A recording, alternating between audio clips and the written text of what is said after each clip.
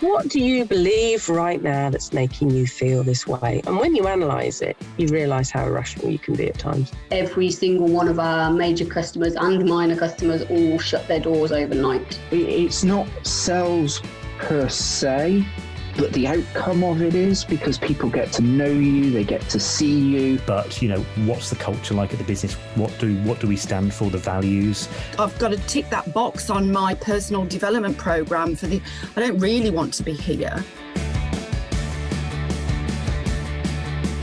Scaling up a business isn't easy. If it were, we wouldn't have less than 4% of businesses scaling beyond 10 employees or around £1 million turnover level, and less than 1% beyond 50 employees. But the contribution that we make as owner-managers to our economies is immense and should never be underestimated, yet it can be a tough gig for all of us at times, and only other business owners truly understand the challenges that we face. And through ScaleUp Radio, we aim to help make things a little easier. We interview guests who have been where you are now and may have faced some of the challenges that you are facing. And they offer their thoughts and advice on what has worked for them, as well as what didn't. And we've also combined many of the lessons from these interviews and also through working with hundreds of owner managers over the last 10 years or so into a practical scale-up handbook that we've called the Entrepreneurial Scale-Up System, or ESUS. And it's for owner managers like you and me as we navigate our own scale-up journey. And you can order a copy through your favourite online book retailer or by going to all the W's, esusgroup.co.uk, www.esusgroup.co.uk.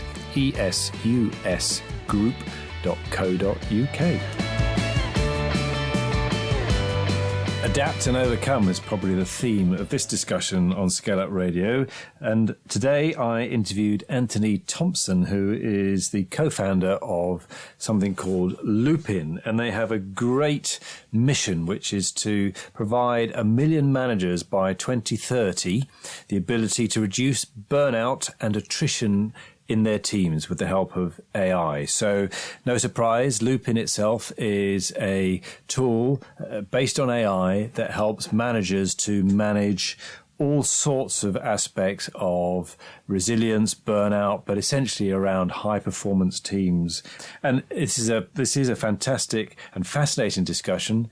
Both Antony and his co-founder, Ben, are ex-Marines. They didn't actually serve together, but there's lots of ideas as to how they have taken some of those values of really looking after each other, looking after the person to the right and to the left of you, keeping each other accountable, but also looking after yourself. You'll hear a lot of this coming out into the discussion that I have with Antony, and how they've taken that into Loopin around managing those high-performance teams.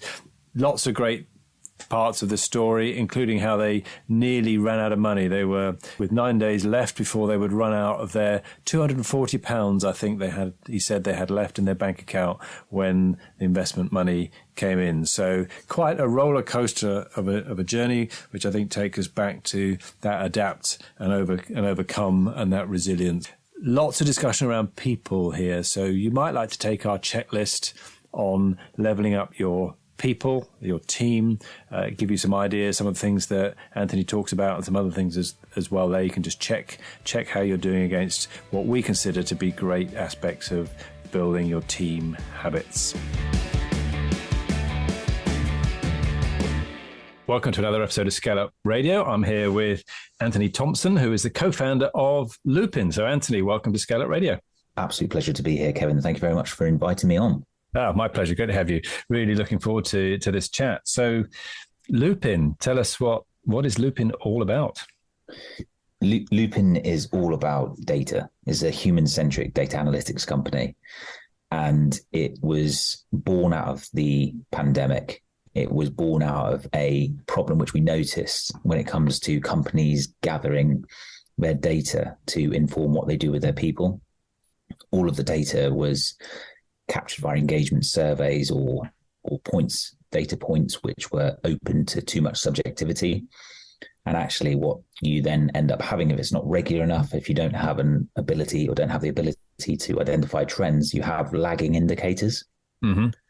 And we saw an opportunity to do something whereby if we have a daily capture point, we might be able to create something that becomes a leading indicator, therefore allowing you to be able to better forecast what you should be doing with your people, as opposed to only having financial forecasts and understanding where there may be a high propensity for burnout or a high propensity for staff attrition. And then kind of the third angle, which is to build resilience within teams. I think like that's a really big thing that Ben and I, you know, the world we come from, it's all about high performance and it's all about high trust, high performance cultures. And very much so trying to embed the fundamentals of that blended with some scientific research into a platform that is scalable, that is doing something daily and making that experience very relevant to the individual contributor, to the manager and to the leader. Right. So from the business's perspective, it's around making sure that they get the most out of their teams, that they're engaged, they're spotting any early warning signs early, and underneath it all is the real-time data capture, so that they're getting the view ahead of time. Exactly that. And I think, you know, your early warning system, it's really important. It's kind of, if you think about it in terms of from a social media angle, we're always giving our data out. We're always giving our data, you know, we don't really mind too much about it. And advertising and marketing companies, they then sell that data and then, well, in some cases, maybe resell that data back to us or back to, a wholesaler or whatever it might be, but direct purchasing options to back to us. And I think we're missing a real opportunity within businesses to get quality data so that we can arguably have an impact on some of the most important parts of our lives as humans, yet we don't seem to have any data control within the workforce. And I think that's a real missed opportunity, and that's one of the ones we're working towards here. So in a way that we want, not like social media where we get served up these ads that we don't want, but that we exactly in this context we get served up presumably tricks and tools and resources and things that will help us if we look like we're needing a little bit of extra help. Is that right? 100%. It's exactly that. It's exactly using data for good as opposed to using data to sell. You know, if you can make somebody's experience at work better, whereby they spend a third, maybe a half of their life, predominantly, maybe more. Well, that's a good thing. That's a good thing to do, because we spend a lot of time there, and often that experience can be, you know, not as good as it could be. Let's put it that way. Yeah. And how does the business model work? How does the economics work? So we've basically built two models. So it's a B2B platform, and we have a subscription service where you can just go on the website, download it, and you can get your team started with a 30-day free trial. So there's a real SaaS element to that. And we are a SaaS company, and there is that kind of subscription angle to it. Yeah. But there's also a very sort of direct sales approach to it, whereby we'll talk with an organization, typically at the operational level, so chief operating officers or motivated CEOs, and someone who understands the power of having that data insight in order to be able to better the business and resource a department better than you ever have done before, because you now understand that team is heading towards low motivation. So you might need to sub a few people out, or maybe add some resource in, and, you know, it makes the whole experience better. And so, yeah, the two angles really: monthly subscription, annual contract, and that's pretty much it. Yeah. I mean, there is a third aspect to this, which is channel partnerships. And, you know, we're developing some pretty good channel partners right now, which is great. I can't talk about them just yet, but I will do, and we'll be able to very soon. What sort of thing would that look like? Would that be particular types of content or additional resources that come in, or what would...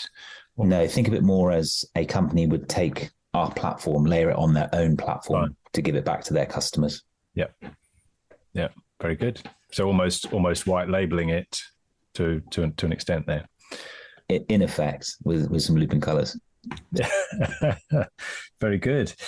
So how competitive is this marketplace? You know, what else is out there, and how are you differentiating yourself from other things?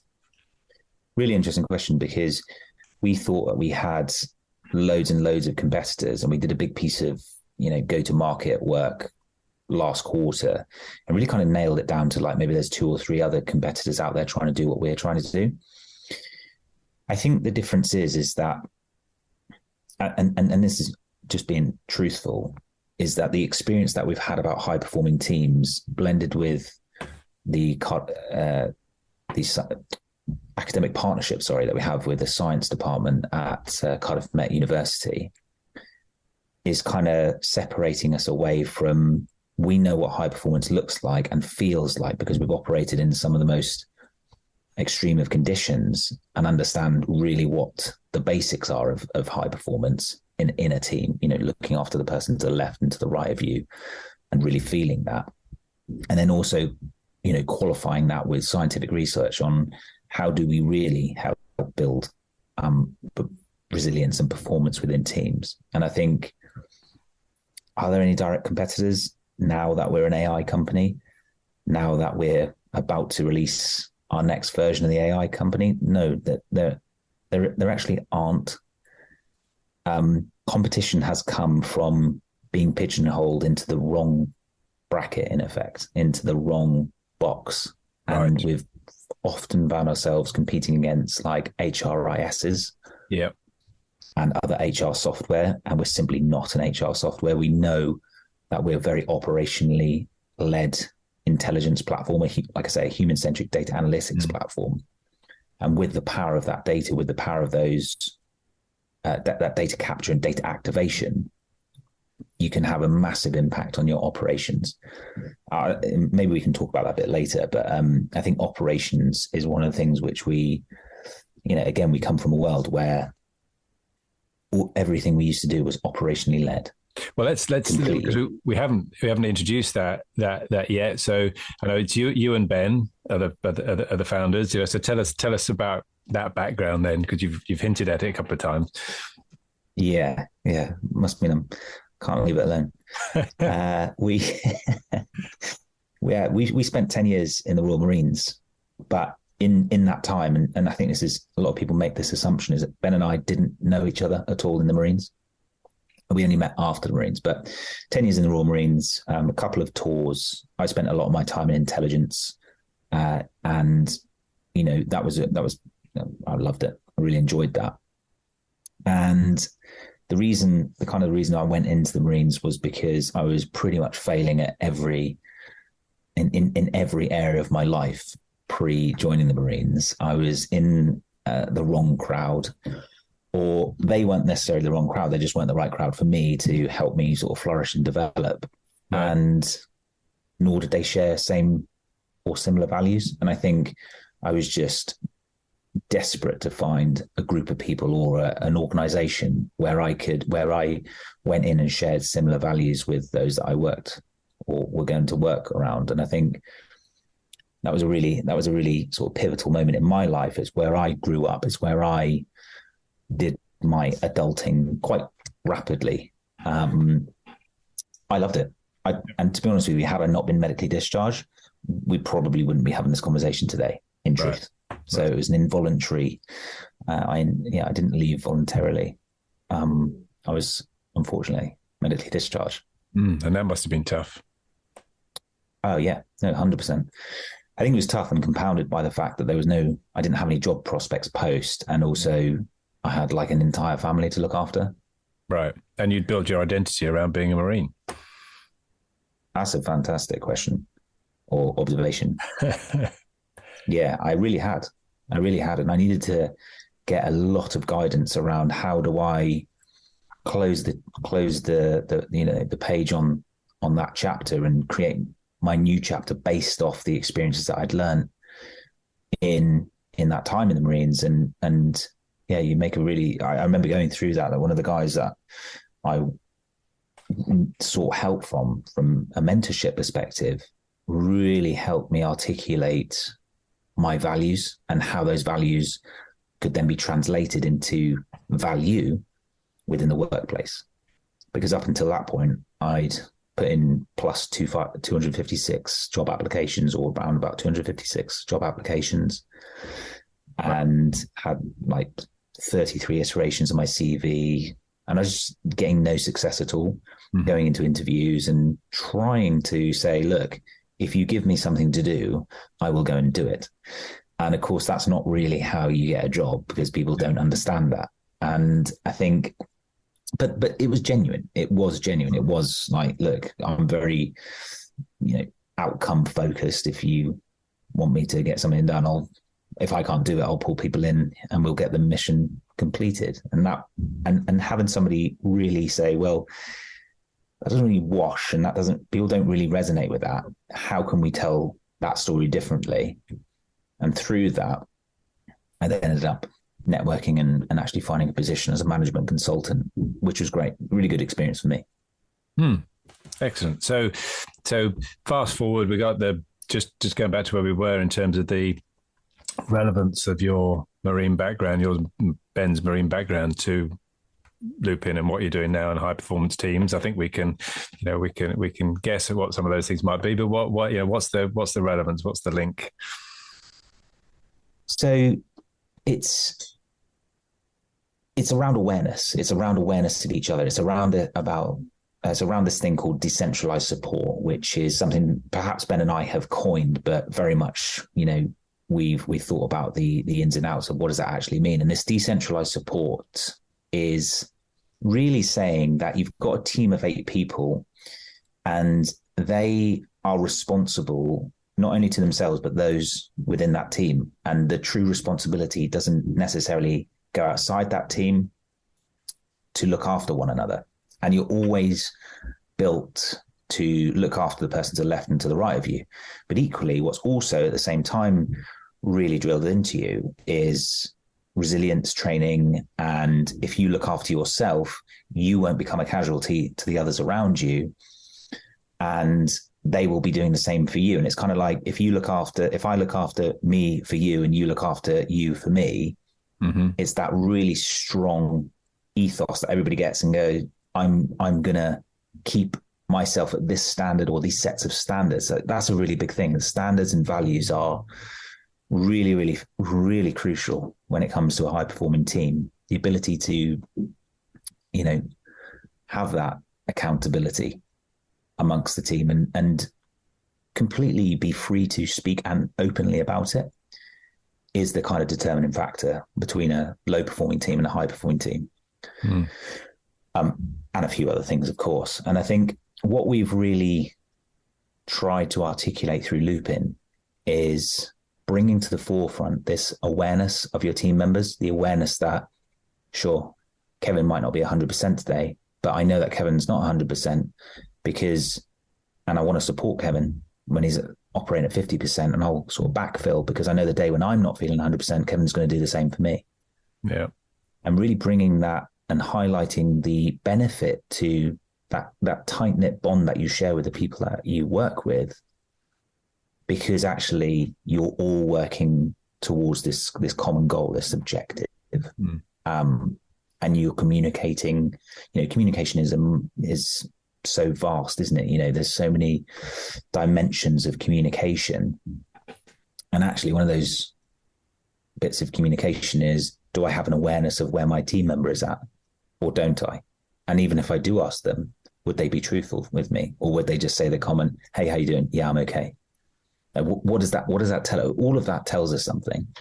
And I think if you now have a place like we built for Loopin, whereby you don't have to send a text to your manager, you don't have to send an email to your manager being like, oh, baby was up like 2, 3, 4 a.m. in the morning. I'm feeling terrible. I'm not going to be 100% today. What you'll probably get is, I'm going to call in sick because I'm just not feeling well. And there's no context around that. And it doesn't give you an opportunity to build that trust, build that awareness between team members, where actually that person is like, oh, fine. Yeah. You're not going to be 100% today, but I appreciate you putting 4 or 5 hours of work in. And I just have a complete acceptance that you're not going to put in the full 8 hours or whatever it might be, but at least you're not losing a day in productivity. That person still wants to turn up. So how does Loopin help that? So the way in which we built it is a daily check-in, and we've built psychological team safety in the design, in the whole design of the platform, whereby when you submit how you are doing, it does not extend beyond the team that you are in. So members outside of that team can't see you personally, only your team members within the team. And so 8, 10, good number, you can start to get an understanding. And we've also built optional anonymity within the actual platform as well. You know, I want to share it to all of my team. I want to share it only to my team members and not my manager, or I can be anonymous as well. But actually what we typically see when a company takes this on is within about 6 weeks, 80 to 90% of the team is checking in openly. Whereas when it first started, there might be like 20% are checking in openly and honestly. And it depends on the quality of the onboarding experience so far. Okay. And what encourages me as a member of staff to check in daily? So really, there's an opportunity. If you don't check in, you can't see how the rest of your team members are. So there's that kind of natural curiosity that somebody has to go, yeah, how is somebody doing today? That I'm kind of interested by that. Then there's also a missed opportunity by not checking in. You're not going to receive any support or kudos. And when you actually kind of get into the habit of doing that, the idea about Loopin is it takes 10 to 12 seconds to check in, and it's supposed to be a healthy habit. It's not supposed to be a pulse survey, which has a huge amount of variance in it. It's supposed to be highly repeatable, mild variance. So you know roughly what's coming, but it causes that moment of introspection to go, I know what's coming, and I'm going to connect with that more frequently because it's regular enough that it's going to keep me in check. Like I'm checking in on myself as much as I'm allowing the check-in of the data as well. And I think we put something in the platform, which is personal insights, and we weren't anticipating how many people actually go back and look over time how they've been doing. And the reason we built that in the first place was as the person was checking in over time, we knew that it caused a moment of introspection, as light touch as it may be. But what we banked on, and this is kind of true, what we're seeing now is that people will go back over time and they'll see that they had a massive dip in their mood, and their sentiment was frustrated, anxious, and stressed, or whatever it might be. And that might have been 3 or 6 months ago or longer, or whatever time frame it is. Mm-hmm. But what that does to the person looking back, who's now going through that period of adversity, they then look back and go, actually, that was quite a tough time. I can see I made it through here. Good times come after that. I actually am quite a resilient person. I can get through this. And because really what we're trying to not have happen is a person which dwells in that place of everything is terrible. It's been awful for the last, I can't even remember. Actually, no, it hasn't. It's just been bad for this last week. Actually, I can probably get through this. Things are okay. I will make it through. And I think this is the kind of misunderstood element of we immediately need to go and see the therapist if we're not feeling good for a day. And I spoke to a really big tech company about this, and they said, don't worry, we've got therapists on tap.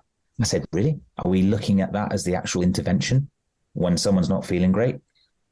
We know through scientific research, and we know through our own experience, if someone has that moment of acknowledgement for the other person, I see you, I hear you, I feel you, and if you want to talk about it, I'm here, but we don't have to do that. That makes a person feel infinitely better, and it can prevent somebody from dwelling on that for the next 2, 3, 4 days. Because over the next 2, 3, 4 days, if there's no intervention, if there's no acknowledgement of that person that they might be not in a good place, guess what happens? It's kind of like back in the day in the Marines, where the sergeant would come into the room to do a room inspection, wipe their finger on the back of the bed, and if there's a spot of dust, guess what happens? Your locker gets open, your other locker gets open, and all your clothes get thrown out. And that's exactly what we do within sort of like the mind, is if it's one little thing can then lead to the second, third, fourth. But if there's a break in that where we go, you're okay. You're okay to feel like that. And I see you and I hear. And if you want my support, I'm here for you, but I'm not going to force that upon you. That can often break the cycle. And that's what it's all about. Okay, great. So what is it that your clients are looking for? What are the key things that they're looking for? Well, it's primarily around retention of those people who are now within the company. So give me an example. A lot of companies who have made cuts at the moment are looking at us and saying, right now it's high risk for us because, the trust has been broken in our company. We've axed 10, 15% of our staff. And actually, we don't have a mechanism to understand if those people are going to stay, if those people are in high performance mode or low performance mode, or when they might be trending towards those moments. I think Loopin would be a really good idea for us because we can identify when there may, like you said earlier, an early warning system for there being an attrition issue within the company. And that's really where we're kind of hitting the sweet spot, is around about attrition of those people that remain in the company. Yeah. And another big one is around about the identification of potential burnout within a person or a team. Because again, on that similar trend is that 10, 15% of the workforce has been cut, but 10 or 15% of the workload hasn't been cut. And those people are expected to do exactly that. And so I think companies are acutely aware that burnout is probably likely to occur a bit more over 2023 and 2024. And we'll probably see that is our sort of gut on that. Yeah. Okay, good. So what sort of stage is the business at now? Great question. It's very subjective. I think the stage is we've got paying customers. Right. The stage is we've got some great testimonials.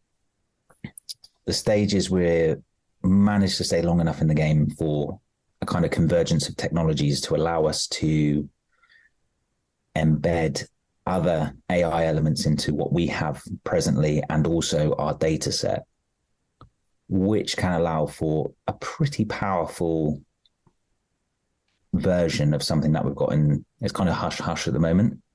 Okay. So I'm not going to talk about it right now, but when it comes out in the next 4 weeks, maybe, I'll certainly send you an invite, or at least I'll share with you the video what it's going to look like. It is pretty good. Maybe biased, but I genuinely believe that this is something like that hasn't been before, and we'll see what happens. But more to the point, we're starting to see the proper signs of success. Last year, we had false signs of success in that we didn't turn billing on early enough. Right. Hands up, like should have turned it on a year before we did. That was a critical error. So you'd let this into companies to try it for a period of time without turning the billing on. Yep. Yeah, and loads of people downloaded it. There was a particular day, and I believe it was the 3rd of August, where last year, and 143 companies in one day downloaded the platform. Gosh, right. Because of an influencer post that went live on LinkedIn. Oh, that's interesting. They were using the platform, and they sort of said, "Well, everyone else should use this platform," and it went crazy.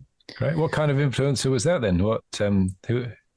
It was someone from an agency, because we get a lot of agencies use our platform, interestingly enough. Right. And yeah, they it went up, but we weren't billing. We were just like, "Oh my gosh, we made it. This is it. Like, this is what success must feel like." Yeah.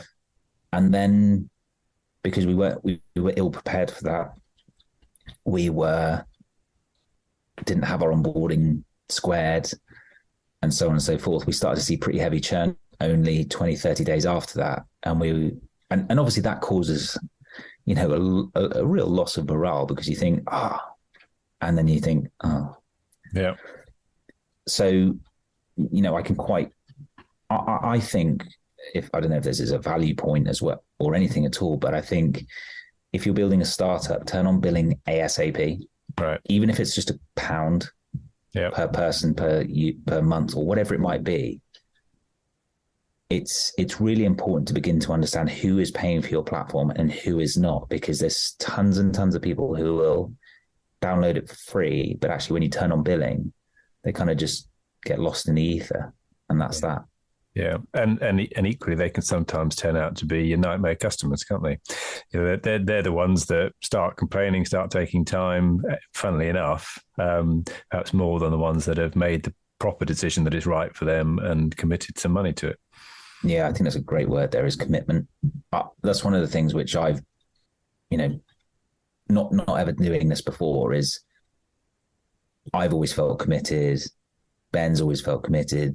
Alex, Lewis, the rest of the business always felt committed to the customer. And we've always been a bit scared, being like, well, we need to do everything we can to make the customer happy. But you're quite right. If the customer isn't committed, there's nothing you can do. There is very little that you're going to be able to do that is going to turn the decision around if they're just like, yeah, it's all right for a free one, but probably wouldn't pay for it. Yeah. We're never going to pay for it anyway. As long as it's free, happy days. But if we pay for it, no, we're not interested. Yeah. And knowing that up front is, I think, a potential game changer for, whether you go on to succeed or not. Yeah. So you've got to the point where you're into your second iteration of the platform. You got paying customers, and you said it was a lockdown start. So what's that? 3 years ago or 2? We officially got started, say July 2020. Okay. So 2.5 years. Yep. Bootstrapped it for the first 6 months. Right. So it's literally you and Ben just scrabbling it together.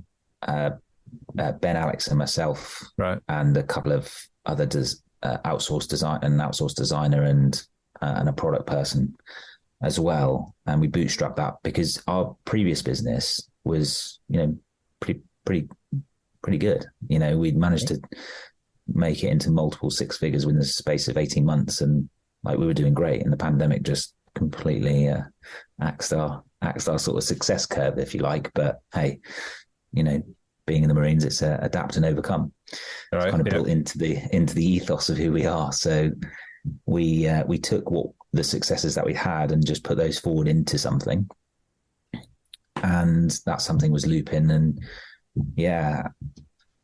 we nearly didn't make it though. They didn't make it through those 6 months, you mean? Yeah. Right. We nearly ran out of funding. We had someone put the funds in our account. We only had 9 days before it was all over. So take us through that then. So you were bootstrapping. Had you worked out how long you'd got then before you were going to need to start raising money? How did you go about thinking about that side of things? So the issue is that we had somebody commit about 400,000 off the back of a PowerPoint because they knew that we were and had done great work. Right. And unfortunately, that never came. And we were riding a lot on that. Yeah. And so that was sort of committed back in the May of that year. And then we just got busy. We're like, okay, it's coming. We know it's coming in August. Let's just crack on. We'll be fine. Yeah.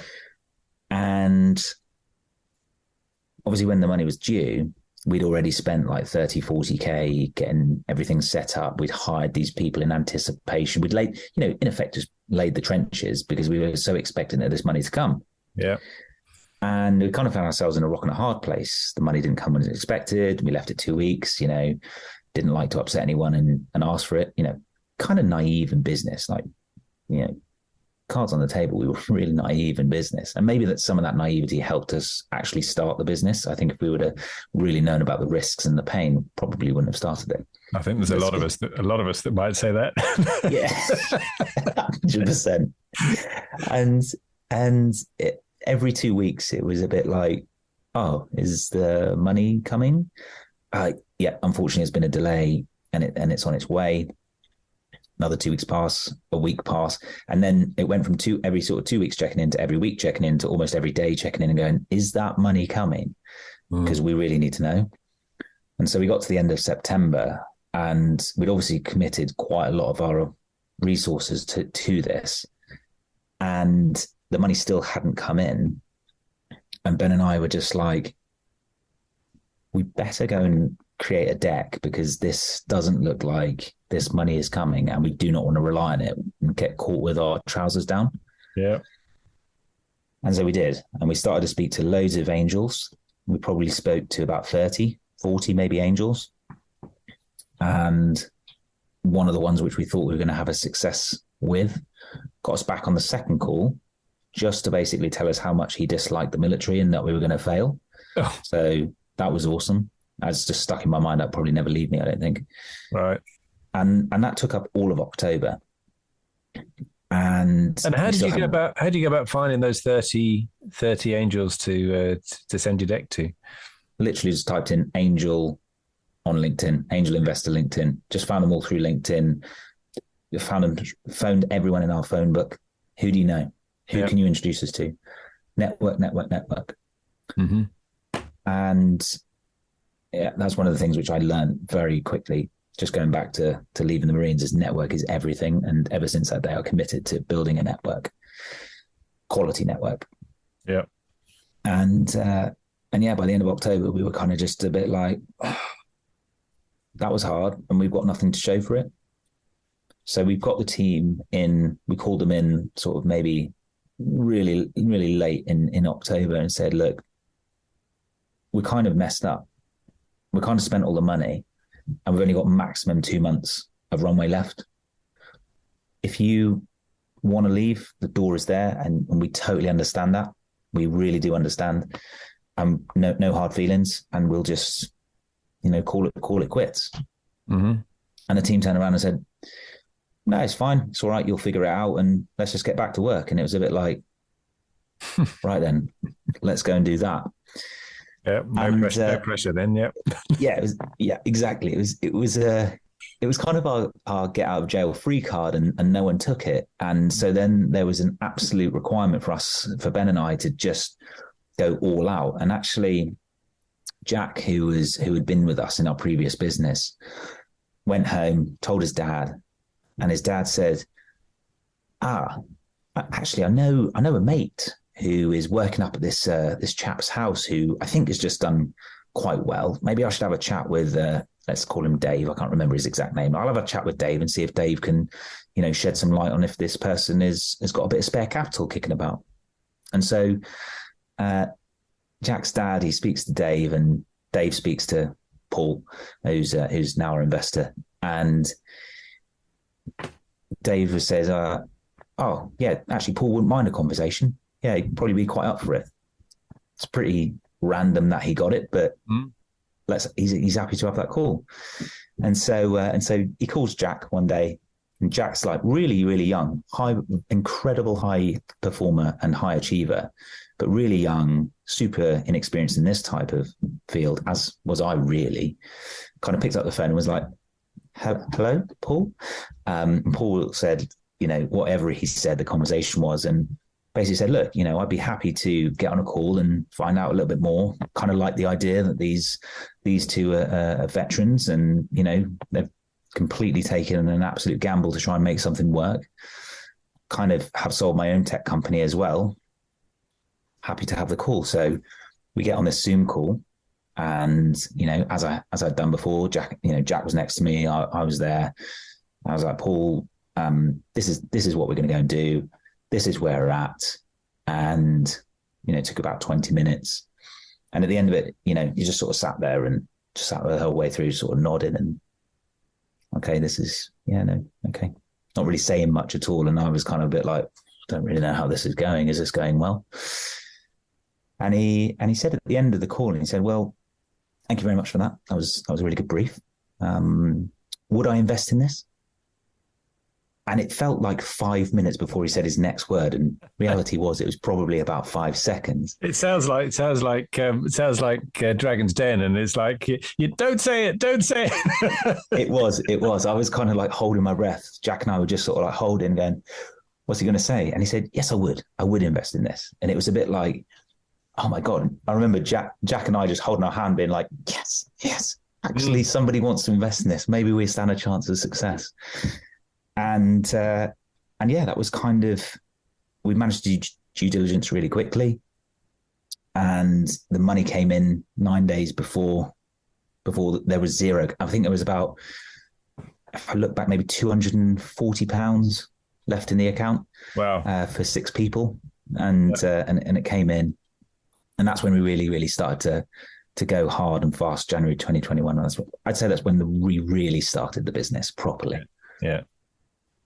Yeah. So at that point, you knew you had enough to get you through to, and has that been the only money that you've raised so far? No, we've raised 1.6 million in total. All right. And how have you raised the rest of that? Exclusively through angels and high net worths. Yeah. Yeah. So what advice would you give to people that are trying to do that, trying to look for angel investment?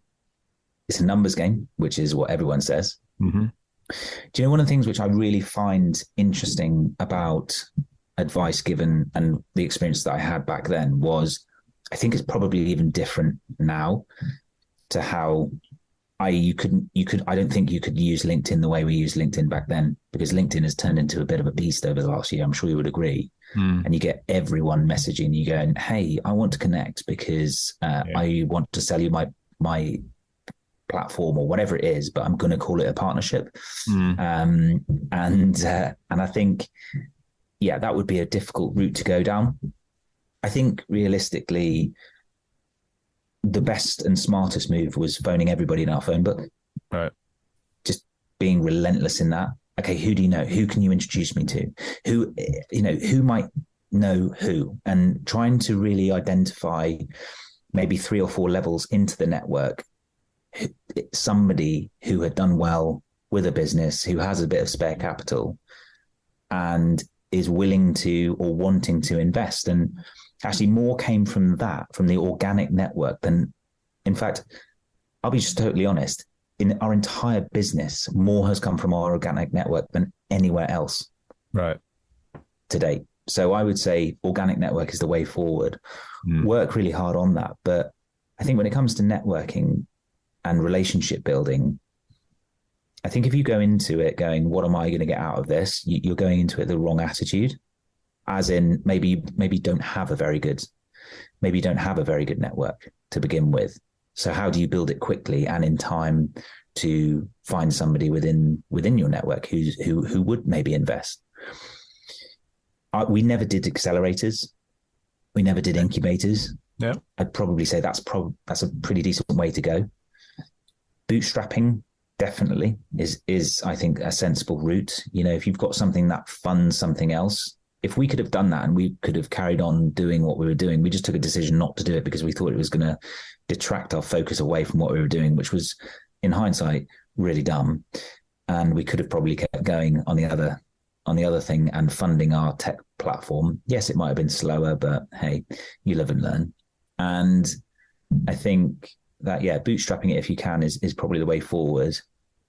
Taking as little investment as you need, which is a really hard statement, because when you first go through this journey, I had no idea how much I needed. We had no idea how much we needed. And we raised for $500,000 straight off the bat. And in hindsight, it was probably too much to begin with in the first tranche. Okay. Which I think is really dangerous and can be quite damaging for the business, because you end up spending all of that money and going, oh, I didn't need half of those things.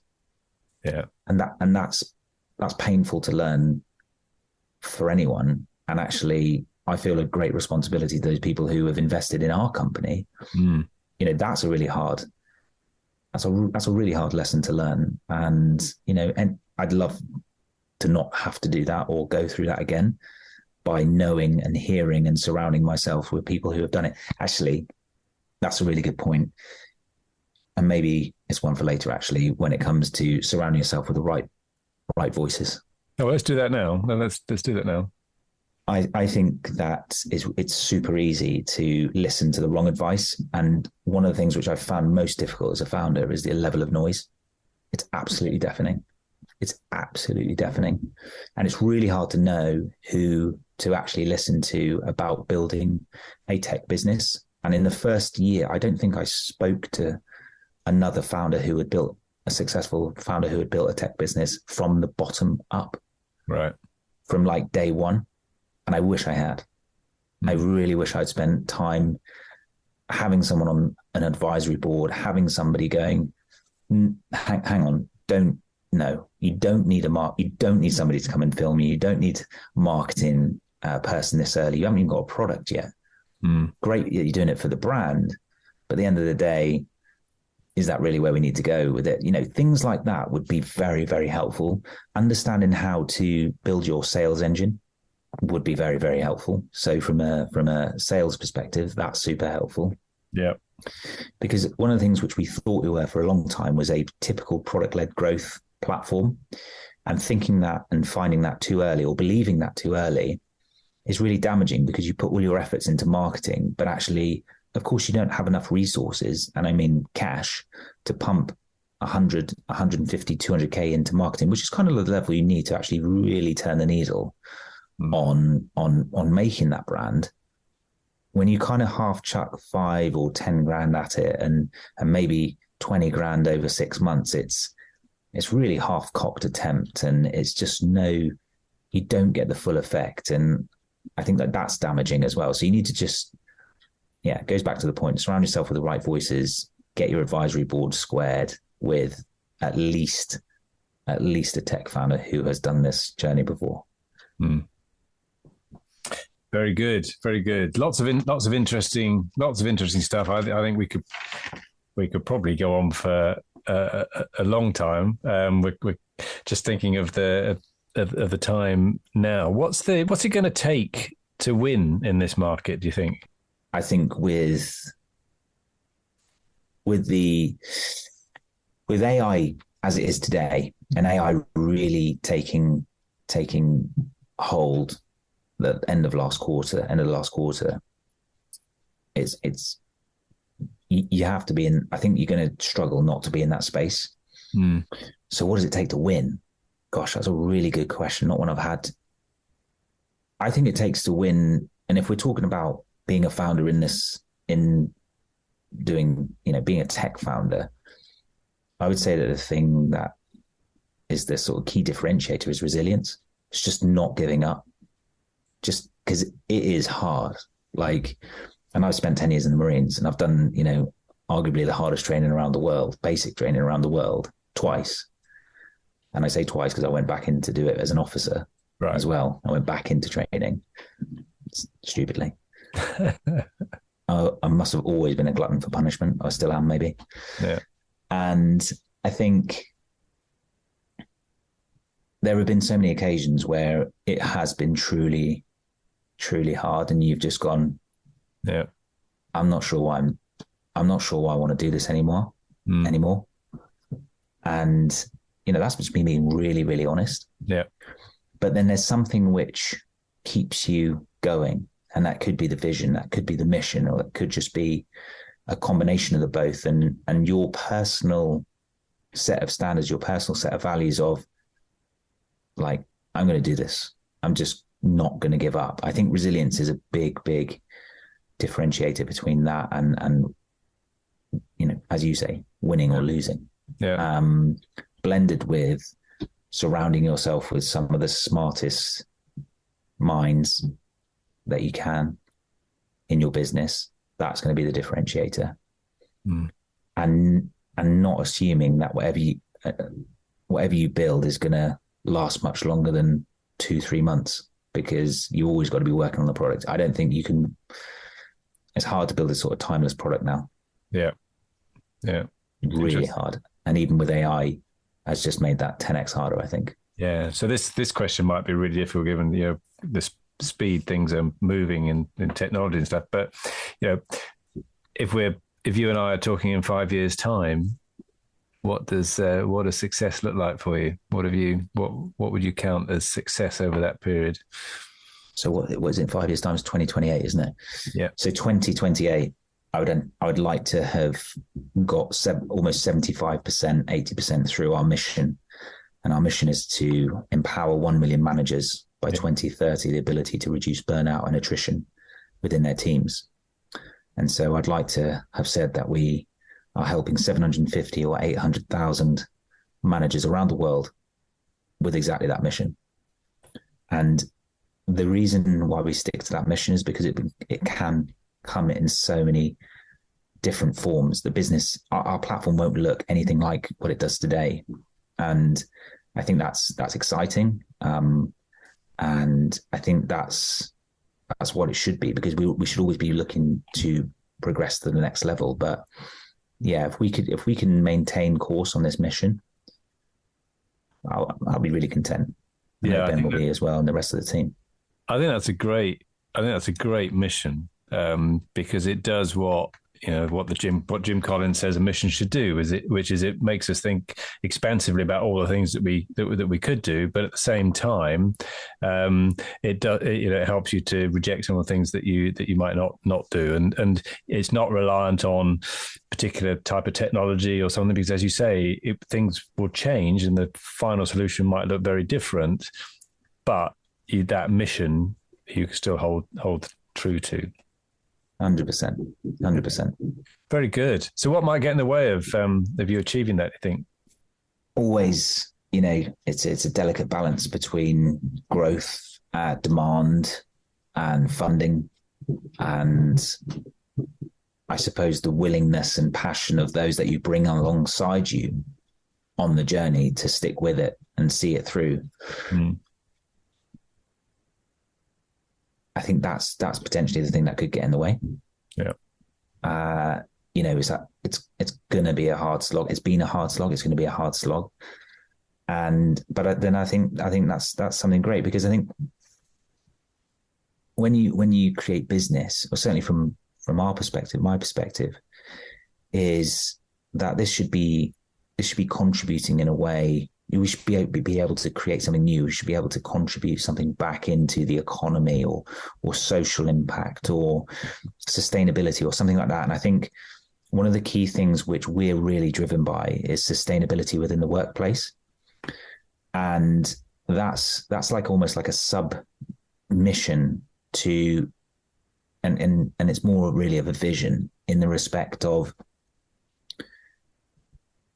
operations were 24/7 for 9 months when we went out to Afghan, as an example, and that was just about sustainable, because you had a bit of R&R in between, and then you'd have a big portion of POTL or post-operation tour leave, 8-12 weeks to recoup, because it was tough. It was just full on.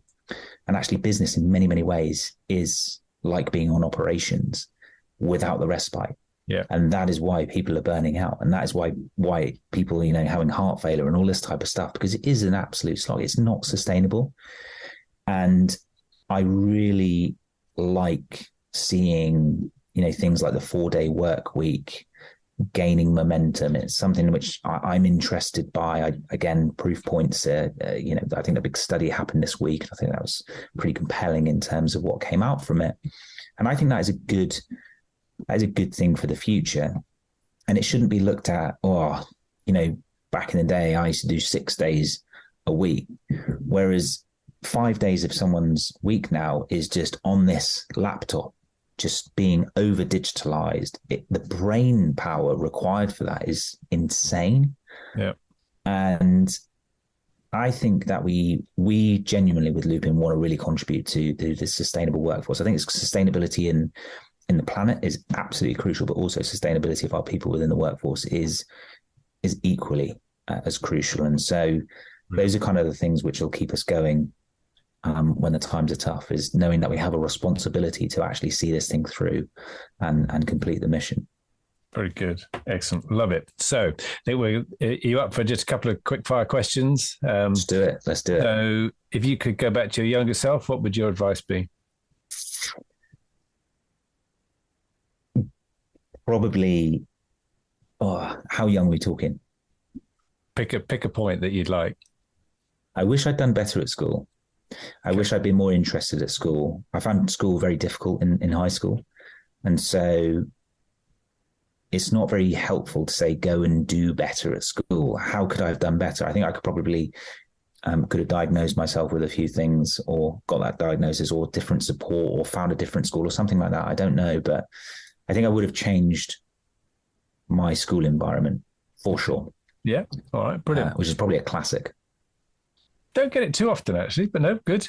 What books or podcasts or other resources would you recommend that have you held one up before we actually started recording? Yeah, five dysfunctions of a high performing team. By Patrick.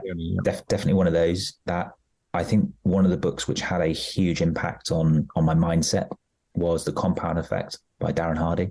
Okay. Brilliant book. Really, really. I think I refer back to that book all the time. And I've probably read that book maybe 6, 7, 8 times. The one thing It's called the book called The One Thing. I think it's absolutely fantastic. Talks about Sunday goal, breaking it down to yearly, monthly, weekly. And I just think that's a great way to break things down so they actually become, bite-sized and achievable. Super important. Excellent. And then I would say from a sort of a professional skills perspective, Medic. I think Medic is a great book, and that's talking about enterprise sales. Okay. And Medic is almost like it's a mnemonic, but it's a kind of a methodology, sales methodology, but one that you continuously apply throughout the journey of the customer journey or customer lifecycle sales journey, whatever you like to call it. So I'd say that's a great book. Good, thank you. Not familiar with that one. All right. And are there any apps that make big difference to you? Any apps or bits of software? Yeah. Apart from Loopin, of course.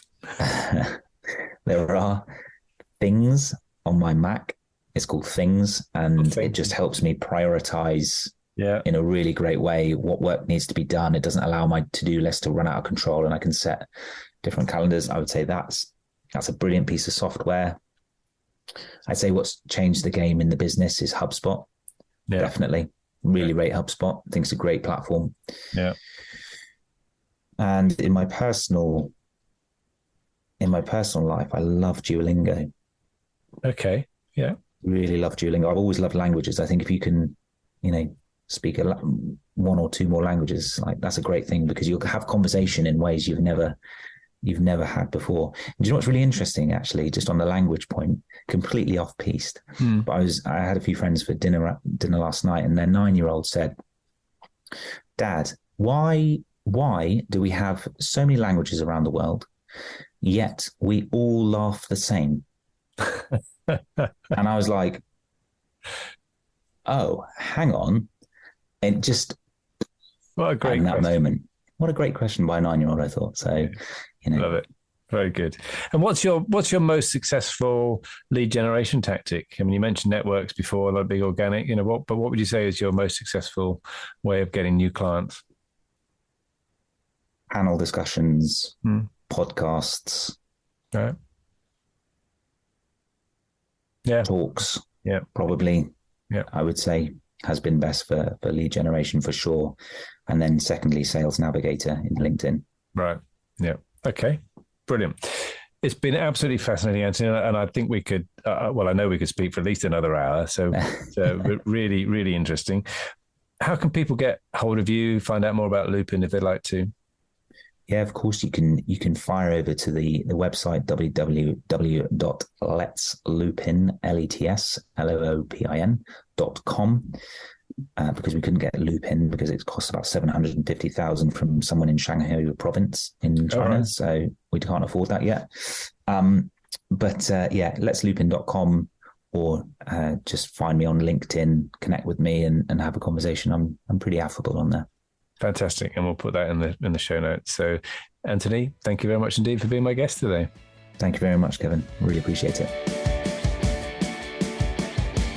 I hope you enjoyed that discussion, and if you're building and scaling your own business, you might well be interested in our book, The Entrepreneurial Scale-Up System. And it's exactly what it says on the tin. It's a practical handbook around scaling a business in a structured way. And you can order a copy on all your favorite online retailers, including an audio version, or you can find it and other supporting resources on our website, www.esusgroup.co.uk. That's esusgroup.co.uk, which is esusgroup.co.uk.